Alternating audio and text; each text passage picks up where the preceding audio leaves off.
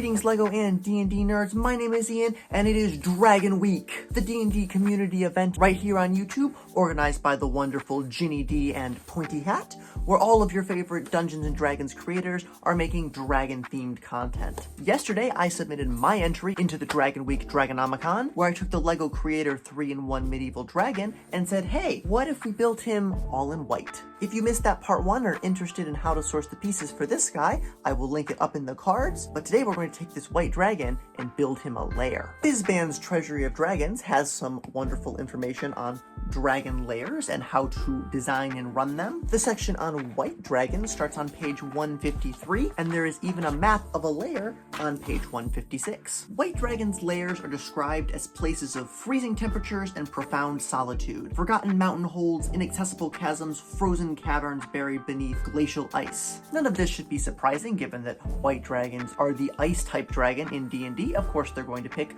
snowy, frozen places to make their lairs. So today we are going to be taking a look at building a white dragon's lair of our own. Now, some of the features I want to capture in this battle map are rocky cave-like features, ice and snow, those are important. The dragon's hoard, obviously. But I also want to capture height. I want to make a multi-tiered map. And I want to make it big because it's a dragon's lair. This is a boss fight. This could be the big bad of your campaign or of an arc of your campaign. So this map needs to be climactic. So that leaves us the question of how do we get height into a LEGO build without breaking the bank? Because yes, we can easily build up LEGO walls, but that's going to get very expensive very quickly. And I already spent this video's budget buying pieces for the white dragon. So in order to get some more height, I'm not going to buy more LEGO pieces. I'm just going to recycle LEGO boxes. This is the box from the new Horizon Zero Dawn set. It's a pretty standard LEGO box size. A lot of sets come in this size box. For example, the Harry Potter Wizarding Chess set. Both of these boxes are the same size, and conveniently, they're also the same size as a standard 32 by 32 LEGO plate. At least in this direction. In this direction, it's 1.5 plates, but we can work with that. If I stack these two boxes on top of each other, we'll get a nice riser for our map, and we can bring it up one level further by using this big box from the LEGO Tudor Corner. This is another standard size box for some of the much bigger LEGO sets, and this size just happens to be almost exactly the same size as a 48 by 48 plate. It overhangs by one stud, but we can put that on the back and it won't matter too much. So these LEGO boxes will make the perfect risers, but I want this map to be aesthetic, so we need to hide all of the box printing. And the easiest way to do that is to gift wrap them. I picked up this roll of just gray craft paper on Amazon, and I'm just going to use it to wrap the edges of the box to make them look a little more like a mountain. So I'm going to start with the two smaller boxes because they'll fit in the frame a little easier here, and I'm just going to take some tape and tape them together at the corners because it'll be easier to wrap them if they're not sliding around. That's better. Now they're essentially one box. So I'm going to take my gray wrapping paper here and I'm going to wrap it around the edges like this. Because this roll of paper isn't very wide, I'm not confident that I'm going to be able to fully wrap the boxes, especially with the bigger one, but that's not going to really matter because I don't need this middle top space or the bottom to be wrapped. There's going to be plates sitting on it and then the bottom will be facing down. I just need the sides to be covered. So I'm just going to bring my paper around here and make sure I cut just enough that I can wrap all the way around the box once. And now I'm going to do one more step before I wrap this around the box. In order to make it look a little bit more like rock, I'm going to crumple it up.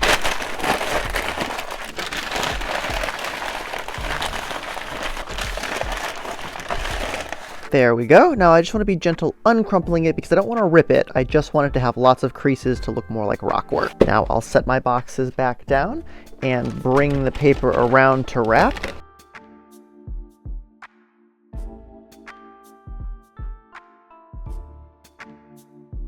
And voila, there we go. We now have one gray rocky riser that we can stack our plates on top of. The paper did end up covering the whole thing, but because I wrapped it from the sides, all of these crisscross seams are going to be hidden under the plates. So we've wrapped our little box, and I've wrapped our big box. This one, the paper didn't quite cover, but like I said, not going to be a problem because there's going to be plates on top of it. Speaking of my plates, I have a few here that I'm going to be using. All of these have been lined in 4x4 grid with Sharpie, like I like to do for all all of my battle maps. And I've also thrown in a little bit of rock work just on some of the edges. When I'm making big enclosed maps like caves or building interiors, sometimes I like to give the impression of where the walls are without actually putting up all of the walls. That way it's easier for my players to reach around and move things on the map, but you can still kind of tell what's going on. So for example, I like to focus on the corners and kind of do sort of a jagged look where it kind of breaks away, but you get the impression that, right, we're in a cave, there's walls here, this is the corner, but I don't have to actually build all of the walls because then you can only see from the top and it's harder to actually move things around. Now, before we start assembling our map and our plates, we need some more scatter terrain to dress this map up because a bunch of plain gray plates with a little snow isn't gonna cut it. Since white dragons are known for their frost breath, I want to have a few minifigs that are frozen in blocks of ice as scatter terrain throughout the lair to kind of show heroes who have tried to take on the dragon in the past and failed. To do that, I'm just going to take some various white angle plates to kind of form some base pieces, and some of these 2x4 pre-molded rock pieces. These gray ones here will form rock, and then I have 2 of these translucent blue ones, which make for an excellent frozen wall. These are great because they're hollow and the inside space can fit a minifig. So I'm just going to attach the gray one to my base pieces like that. Then I'll take the dwarf from the D&D collectible minifig series. I'll kind of tuck him in the space in between. I'm not going to attach his feet. He's just going to be kind of loose floating in there. And then I'm going to take the translucent blue piece and clip it in the front. And now it looks like our dwarf is frozen in this block of ice. I'm going to use 2 translucent blue bricks to hold the top together, and then I'll add this 1x2 triangle on top to give the rock a little more character. For another frozen minifig, I'm going to take the Dragonborn Paladin and combine him with the cape and the head from the Series 24 Orc. I'm going to replace his top knot with a little bit more understated mohawk to make this Orc Paladin, who is going to get the same frozen treatment as our dwarf. For my base this time, I'm using this combination of plates. I will attach my gray rock piece and then add in my orc. I want to make sure his cape is tucked in on the sides this time. Then I'll attach the front ice piece like that. I'll lock in the sides with some bricks again, and then I'll add my decoration. I'll add this wedge, a cheese slope over here, and this tooth that hangs off the side of a 1x1 plate will make a nice little icicle. For our next one, I want to use the Aarakocra Ranger from the D&D series, and since he's a little bit bigger with the wingspan here, we're going to need to make the ice a little bigger. For the rock this time, I'm going to be using one of these larger pre-molded rock pieces, sometimes called a burp or big ugly rock piece, and for the ice, I'll be using this translucent blue panel. I'm going to start with these tiles as my base, and I will take a gray brick on this side and a 1x6 that I will place across the front here with a 1x3 next to it. This will lock my tiles together, and when I take this big ugly rock piece and slot it into place, it will connect all of that together, forming a little cavity where I can stick my Aarakocra Ranger in. Then I'll grab my ice panel and put it on the front. And since he's wedged in there, he's kind of pushing the panel forward a little bit. So I want to make sure that I seal up all of these rocky edges. I'm going to take this 2 tall 1x2 and place it right here.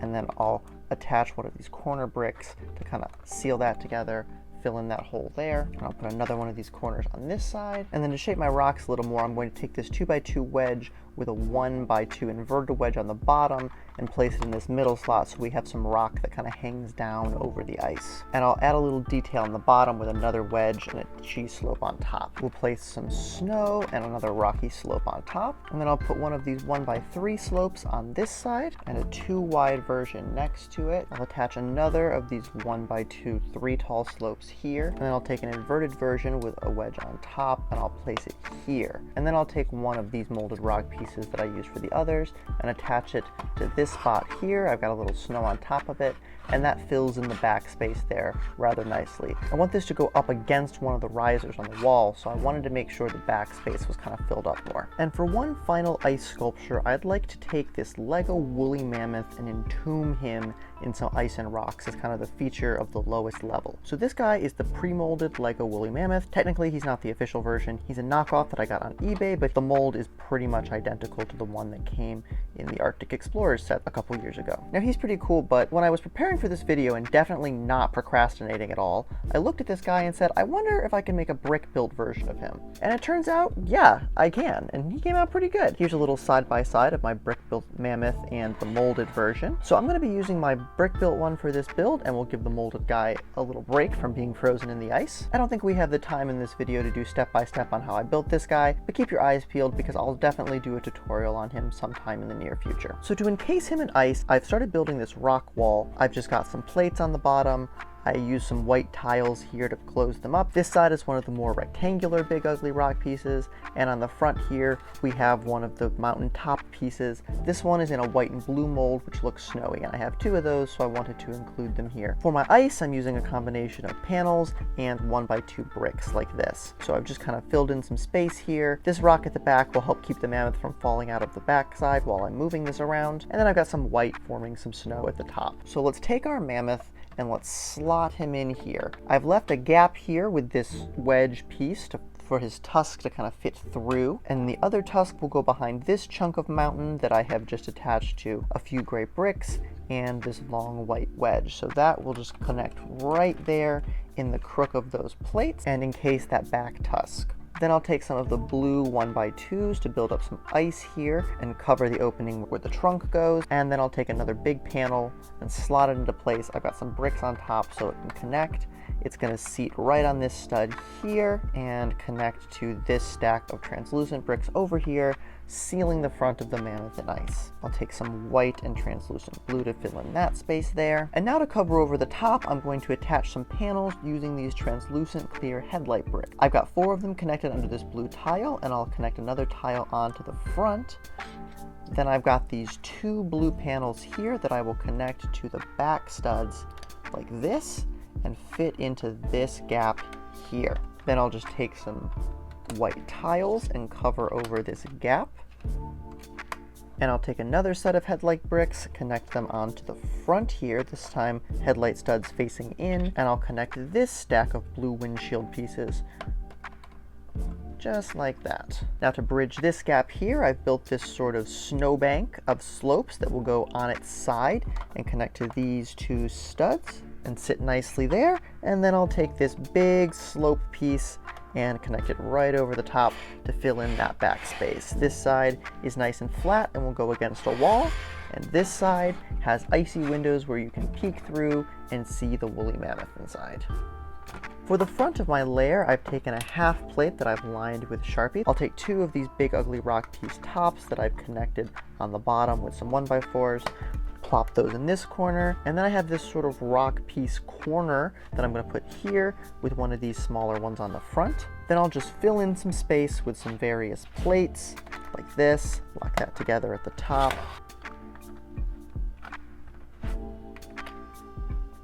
And then I'm just going to build a beam across the top here. This is just a collection of very long gray bricks and built up with slopes and inverted slopes to kind of bridge this gap. So that'll just slot right here on the front. And I've even built in some studs on the front so that I can use some of these slopes to dangle icicles down the front. And this will form a lovely entrance to our dragon's lair. Since this map is going to be multi-tiered and it's snow themed, I want to have some scattered terrain that kind of uses the walls of the cliffs a little bit. So I built several of these giant icicles using these large white slope pieces just connected to brackets with some tiles to round them off. I have 2 of these really large ones here, and then some of these slightly smaller ones that are a little bit more simple. I'll just connect these to the edges of the plates and they'll dangle down off of the cliffs to add some interest. I also want to take advantage of the point where the 2 risers meet, and I want to attach a sort of ledge there that I can connect onto the plate where there's a seam. In order to do that, I'm just going to take another one of these big ugly rock pieces, the pointed version, and I'm going to flip it upside down to kind of make a ledge. So I've added some white here to form snow. When these are flipped over, they'll look like icicles. And then I'm going to reverse the direction of the studs using these clips. In this orientation, I have 4 of these 1x2s with a clip on it, and these 1x2s with a bar on both ends. That will allow me to sink this into the opening at the back, and then I've built up 2 plates to get us back close to the level of the top. This plate on the front will hide that, and I've just done a little bit of rock work with slopes to blend it all together, as well as these wings on the side. Then I'll take a 4x8 plate and connect it to the top like that. Got a little snow on this one too, and we've reversed the direction of the studs, and this will hang off of the side. I'll take one of these inverted slopes to cover up the gap on this side, and on this side I've built a whole little rock piece all upside down that I'll flip over and attach like that to form an upward facing rock spike. Now to connect it to the side, I'm going to take one of these plates that has studs on the front, and I'm going to connect it underneath this clip piece here, so I have studs flush on the back. And then I'll take one of these 2x4 bracket pieces that I can attach right to the underside of that, and I'll use this 1x6 tile to connect it to the edge of my base plate, and then the third level riser will sit right here, forming the wall behind it, and there'll be a nice little ledge that your players can possibly utilize in their map, or you can stick something on here like a tiny treasure that's interesting. I have this Hero Factory mask from one of the villains whose name I don't remember, but it kind of looks like some kind of giant orcish skull with these tusks. So I wanted to make some additional set dressing and use this piece to make sort of a giant skull. I'm going to take this Ninjago dragon jaw to be the back, and I'll fill in some of this negative space here with these slopes and some plates with cheese slopes stacked on top, and then I have these curved slopes here that'll kind of round out the bottom there. So my idea is to put these two pieces together like this, but in order to do that, I'm going to have to take a plate and attach it right here, and then I'm going to take this ball joint piece that has a Technic axle hole through the middle and connect it right here. Now I can slide this mask right on the front, but it leaves this sort of void in the forehead. So what I'm going to do is, before I attach that piece, I'm just going to take one of these domes and set it loosely in that gap, and then sandwich it in place with the front to kind of fill in that hole. And that will be our giant skull. But you know what's even cooler than a giant skull is a giant sword. So I'll use these two Hero Factory blades and this triple Technic axle piece to connect together into a giant sword blade that I'll connect into a Hero Factory hand.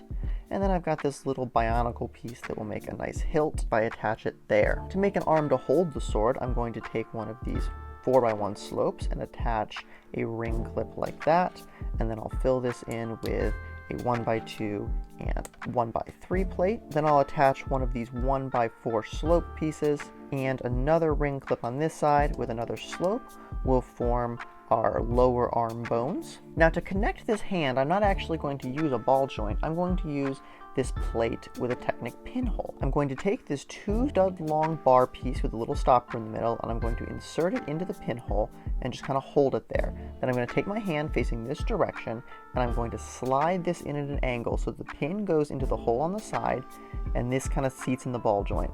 Then I'm going to push that pin forward more until it clears here. It won't go all the way because of the stopper, but then I can pivot it this way and push that pin back, and that will form an attachment point for the wrist. If I need to get the pin back out, all I have to do is push it with another bar and do the tip process in reverse. Then I can take my arm piece and connect these two studs together with a plate on the inside of the wrist just to polish things off. And we have a skeletal giant arm holding a sword that can lay next to the skull. Here's a couple other pieces of set dressing that you may have seen me use before on the channel. This is the Roman ballista that I built in a tutorial not too long ago. I will link that up in the cards. That's actually functional. You can crank it back, and it uses tensioned rope just like a real Roman ballista, and you can load it with one of these spears and then use this bar to fire. A large battle map like this is the perfect opportunity to stick something like this in it that your players can interact with. But since I want it to be a little more run down, I'm actually going to pop one of the wheels off so that it kind of lays cockeyed at an angle, and I'll leave the wheel next to it, and the players can do with that what they will. They can drag it around or waste a turn trying to fix the wheel. That's up to them. I'm going to leave this bucket of spears next to it as ammunition, but you could just add these to the dragon's hoard so they have to go fetch them themselves. This is sort of a rotting shipwreck piece that I used as part of the battle map in my shoreline scrapper video. I'll link that one up in the cards as well. This is built pretty simply. It's just some of these large arch pieces sandwiched in between some plates plates, and then I've used Technic pins to connect these smaller rounded hull sections on this side, and I connected this front piece into a pin on the end. The mast is attached to this tattered looking Lego sail, just with some Technic pieces at the top, and then on the bottom I have this inverted 2x2 bracket connected to this hinge piece, and if I connect it right in front of this brown stud here, it serves as a stopper so it only bends that far back. Then on the bottom, I've just connected this ball and socket joint onto a brick so that I can position it at the right angle for my mount. And now for the dragon's hoard, for which I'm going to break out my handy dandy box of pearl, gold, and silver. This is one of my favorite drawers because it by itself just looks like a dragon's hoard and I love it. Now if you want to save yourself some time, you could always just dump a handful of gold onto the map after you have it set up. There's really nothing wrong with it being loose, but if you want it to be a little more portable and locked down, I'll show you the trick for how I've done that in the past, but I'm really just going to be winging this, so you'll have to bear with me here. I've started out by building some of these amorphous white piles of snow, just using various wedge plates and circles and stuff. I've done 3 sizes. This one's the largest here, as you can see. This one's the smallest, and then I sort of have this medium one. I want to do 1 pile of treasure on each level of the dragon's lair. So I'm going to cover the tops of all 3 of these in gold. I've separated out some pieces from my gold hoard. This pile here is things that have lots of open studs or clips, so it'll be easy to connect gems or weapons or other treasure implements to them. And then this pile here is like slopes and plates and actual literal plates, stuff that'll provide nice large ground coverage in gold. So I'm just going to go through and kind of cover areas with gold using this pile, add some attachment points with this pile, and then I'll break back into the drawer to grab more interesting things like weapons and maybe some suits of armor and things like that to add interest and make the pile a little more dynamic. Like I said, I'm really just winging this, so I'm just going to time lapse it and you can kind of see what comes together. We'll start with the smallest one and go from there.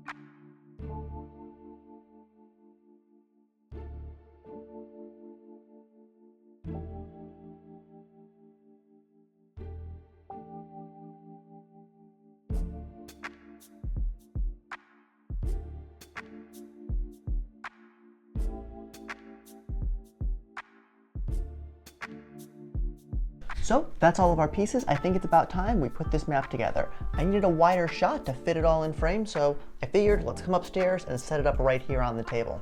I'll put down the big riser first, right in front of my DM screen here. I've got a 48 by 48 plate lined that's gonna go on top of this one, and I've just done some rock work in the corners. I even hid a little skeleton in the back corner there, just for fun. I'll set it up right here on this side. Remember, there's a 1 stud overhang, but I'm gonna overhang at the back. It's against the screen, it's not gonna really be that big of a deal. Then I'll grab our second riser and I will plop it down on this side. It'll cover up a few studs of this plate, but give us a nice cliff face here. I've got 2 plates for the top of that, a 32 by 32 and a 16 by 32. I'll just pop those down right there. I also brought a handful of loose white tiles to kind of clip together some of these loose plates, and by using white it'll kind of just look like piles of snow. Then for our lowest level here, I have these 2 sections. These are thirds of a 48 by 48, so they're 48 by 16. I like to use these ones for long dungeon corridors and also the roads in my modular city, but we're gonna put 2 of them together like this, along with another half plate that has our entryway arch on it, and that will make the equivalent of 2 32 by 32 plates this direction. Now I'm going to take that ledge that I built and I'm going to connect it right here where this riser overlaps the plate, I'm gonna take this tile that we left sticking out and I'm gonna clip it right here to these front couple of studs and then just slide the riser right up against it. And now there's a nice little ledge here that kind of bridges this gap. If somebody in your party's got like Misty Step, that's a great little spot to target and then they can take ranged attacks from up there. Now let's add in our frozen creature, starting with the woolly mammoth. He's the biggest and he's going to go right here along this wall. I'm just going to lightly push it down. I don't need all the studs to click into place. As long as he's not going to slide around, he's good. The Aarakocra I'm going to put up on this level, right here by the edge. And then our orc and our dwarf, I will put down in the entryway, maybe somewhere around here. Now, let's break out the dragon hoards. The biggest plate I'm gonna put right up here on top. The medium-sized one is gonna go on the second tier. And the smallest one is gonna go, you guessed it, on the only tier remaining. Now I'm gonna bring in my shipwreck and kind of position it on the second tier, right about here. There we go. It's gonna take up some more of that back wall and kind of have the sail dangling in this area. I've also got a couple more pieces of rockwork that I'm gonna put right here, kind of against this wall. It'll help break up the flat gray a little bit on this level. Rowan ballista is gonna go right here on the corner. Bucket of spears and broken wheel included. The giant skull and arm I'm going to put down on this bottom level close to the door, right about here, I think. Maybe wrapped around that rock. I think that looks pretty cool. And then finally I've got my icicles. I'll put one of the big ones here and the other one on this side. This medium-sized one can go right there. I want one along this edge for sure. And right there, the smallest one can go on that side. Now I've got one more element that I want to include in this map, and that is this. Now you might be wondering, what the heck is that? Is that a water bottle with a cell phone battery bank rubber banded to it? And yes it is. I actually used this in last year's Monster Week video because this is one of my favorite accessories to add some atmosphere to a map. This device is a little portable ultrasonic humidifier. I got this one on Amazon and it's designed to fit in the neck of a water bottle. I added some rubber O-rings there so that it's actually watertight and I can position it at any angle. And since it runs off 5 volts USB, I can use this little cell phone battery charger to power it. When I turn it on, the ultrasonic transducer takes the water from the inside and hurls it out the top as mist. It's great because it works at any angle, it doesn't leak, and it'll run for several hours on the battery and all the water in this bottle. I'm actually gonna slide the whole map forward because I didn't leave myself enough room for this. That's better. Now I'm just gonna take the bottle and I'm gonna lean it on the very back ledge right here. It's gonna be kind of obscured by the boat and it's going to throw that mist right out onto this tier of the map, which hopefully will kind of trickle its way down. This doesn't have the highest output of mist in the world, but it's a handy little fog machine for builds like this. And finally, to cap it all off, the white dragon. Atop the highest level of his lair, he can shoot his frost breath down on either tier below. Maybe your players can get to this ballista and turn it around enough to get a couple shots off. That might help turn the tide in the dragon battle. Or maybe they're just trying to sneak in while he's sleeping and steal some treasure. Whatever you decide to do, this is guaranteed to be a memorable encounter for your players. It certainly was for mine. And so that is all I have for you today. Thank you so much for watching. Have a happy Dragon Week. Be sure to check out the Dragon Week playlists and give some love to all of the other amazing D&D content creators that are making dragon-themed videos this week. And if you're someone who just found your way over here from the Dragon Week hashtag, then welcome. Thank you so much for checking the video out. I post a new video every other Wednesday, building Lego monsters from the Monster Manual, or maps or other Lego D&D tips. So I will see all of you in 2 weeks, and as always, let me know in the comments down below what creature you want to see me build next.